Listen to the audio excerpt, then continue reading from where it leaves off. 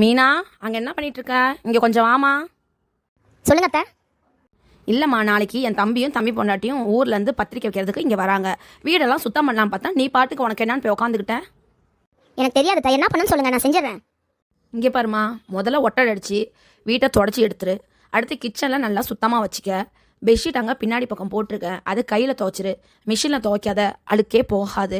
இதை முடிச்சுட்டு வா, மார்க்கெட்டுக்கு போயிட்டு வரணும். நாளைக்கு அவங்க வராங்கல்ல, அதுக்கு சமைக்கிறதுக்கு என்னென்ன வேணும்னு சொல்கிறேன், அதெல்லாமே வாங்கிட்டு வந்துடு. சரியா? சரிங்க அத்தை, நான் போய் வீட்டு வேலை பார்க்குறேன். ஹலோ அம்மா.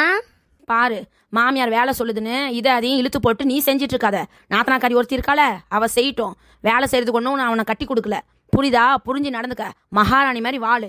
இப்போவே வேலையெல்லாம் செய்ய ஆரம்பிச்சிட்டினா எல்லாமே உன் தலையிலே கட்டிடுவாங்க. நாளைக்கு நீ நினச்சாலும் உட்கார விட மாட்டாங்க.